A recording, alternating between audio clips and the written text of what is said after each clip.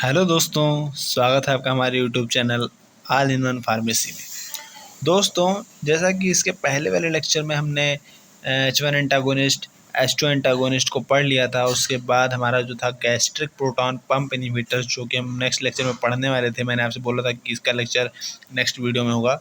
तो आज का हमारा ये 5th लेक्चर है। तो आज की इस वीडियो में हम गैस्ट्रिक प्रोटॉन पंप इनहिबिटर्स के बारे में पढ़ने वाले हैं, और भी आगे एंटीन्यूप्लास्टिक एजेंट्स एक टॉपिक है, उसके बारे में पढ़ने वाले हैं। क्लासिफिकेशन पढ़ने वाले हैं दोनों का। तो वीडियो को शुरू करने से पहले मैं आपसे एक चीज़ बता दूं, अगर आपने हमारे चैनल को सब्सक्राइब नहीं किया है तो आप हमारे चैनल को सब्सक्राइब कर लीजिए और वीडियो को लाइक कर दीजिए। तो दोस्तों, वीडियो को शुरू करते हैं। तो जैसा कि हमारा पहला टॉपिक है gastric proton pump inhibitors. Gastric proton pump inhibitors, आप सबसे पहले तो आप कॉपी पेन लेकर बैठिए, नोट्स बनाइए और मेरे साथ साथ नोट्स बनाते हुए चलिए फर्स्ट पॉइंट देखते हैं इसका। Gastric proton pump inhibitors are the class of drugs that are used to control the gastric acid and ulcers. Second point है हमारा, they work by inhibiting the proton pump in gastric parietal cell which is responsible for secreting hydrochloric acid in the stomach. Third point है हमारा, the reduction in acid can help manage conditions such as gastroesophageal reflux disease, peptic ulcer disease, Zollinger, Alison syndrome etcetera. इसका classification हम देख लेते हैं। Classification में क्या है, first point, proton pump inhibitors are pro drugs. Proton pump inhibitors जो हमारे वो प्रो ड्रग्स होते हैं, means they are initially inactive.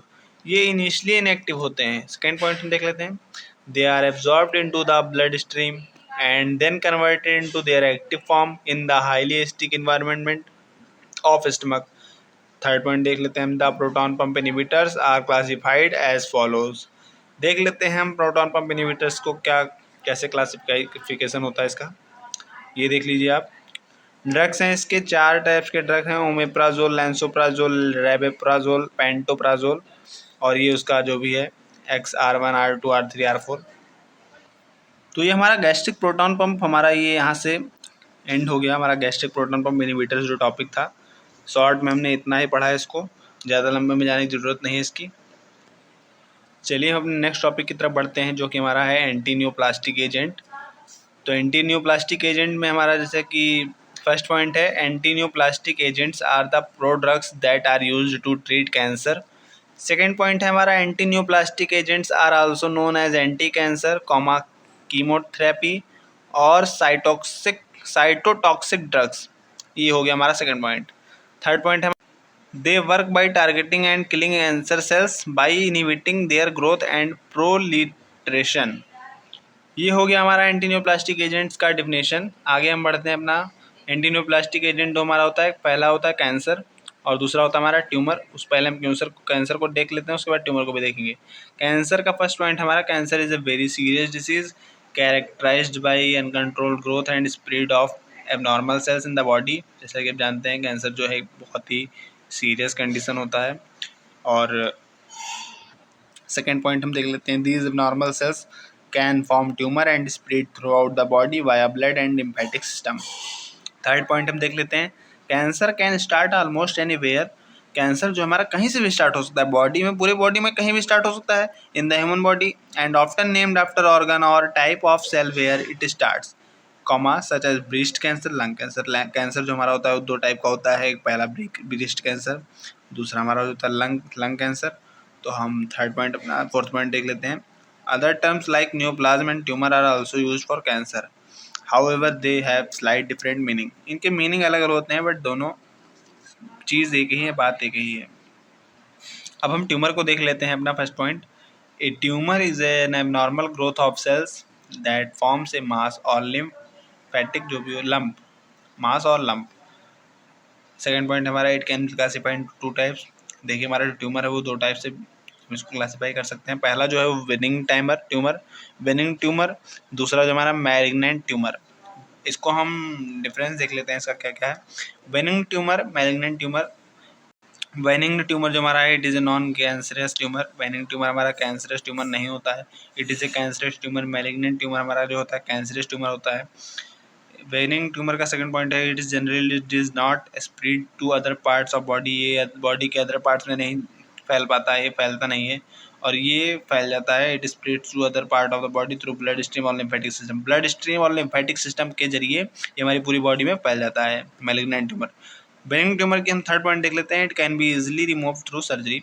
Benign tumour जो हमारा होता है वो सर्जरी से इजिली रिमूव हो जाता है, बट मैलिग्नेंट ट्यूमर जो हमारा होता है it can not be easily removed, ये हमारा आसानी से रिमूव नहीं होता है बॉडी में से। ये हो गया हमारा ट्यूमर और उसका दो type, benign tumour, malignant tumour. हम आगे बढ़ते हैं क्लासिफिकेशन ऑफ कैंसर देखने के लिए। On the basis of tissue involved it can be classified into following types. हमारा इसका 4 टाइप है, जैसा first, second, third, fourth. First है हमारा कैर्सिनोमस, सेकंड है हमारा सैरकोमस, थर्ड है हमारा ल्यूकेमियस, फोर्थ है हमारा लिम्फोमस। अब हम कॉजेज़ देख लेते हैं, अपने जो एंटीन्यूप्लास्टिक एजेंट्स हैं इनके कॉजेज़ देख लेते हैं। Cancer is often caused by changes mutations in the DNA within cells which lead to uncontrolled cell division and growth.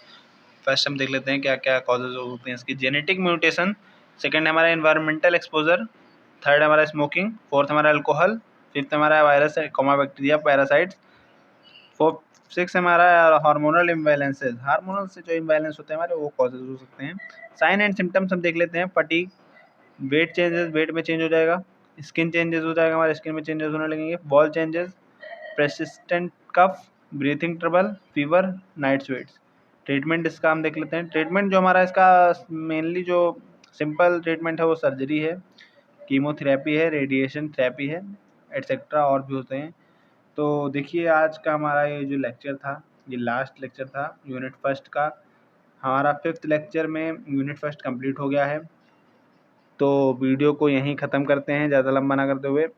But मैं आपसे लास्ट में एक चीज़ कहना चाहूँगा, अगर आपने अभी तक हमारे चैनल को सब्सक्राइब नहीं किया है तो सब्सक्राइब कर लीजिए और वीडियो को लाइक कर दीजिए ताकि हम और भी आगे ऐसी वीडियोज़ बना सकें। तो अब देखिए इसका यूनिट जो सेकंड है मेडिसिनल केमिस्ट्री का, फर्स्ट तो कंप्लीट हो गया है। आपको इसके नोट्स जो हैं वो मिल जाएंगे आपको पीडीएफ लिंक डिस्क्रिप्शन में आपको इसका पीडीएफ का लिंक मिल जाएगा यूनिट फर्स्ट का, आप वहाँ से डाउनलोड कर लीजिए। टेलीग्राम पर जा करके टेलीग्राम चैनल में ज्वाइन हो जाइएगा, बाकी आप चैनल को सब्सक्राइब कर लीजिएगा।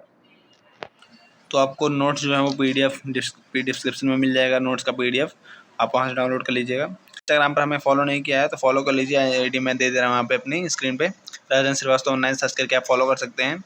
कोई डाउट होता है आप वहाँ मुझसे पूछ सकते हैं, मैं 24 आवर्स अवेलेबल रहता हूँ, आपको मैसेज कर दूँगा, रिप्लाई कर दूँगा। तो चलिए आगे नेक्स्ट जो भी होगा इसका नोटिफिकेशन जो भी होगा वो मैं आपको टेलीग्राम पे दूँगा, टेलीग्राम पर आप ज्वाइन हो जाइएगा। चलिए फिर मिलते हैं नेक्स्ट वीडियो में, तब तक के लिए टाटा बाय बाय।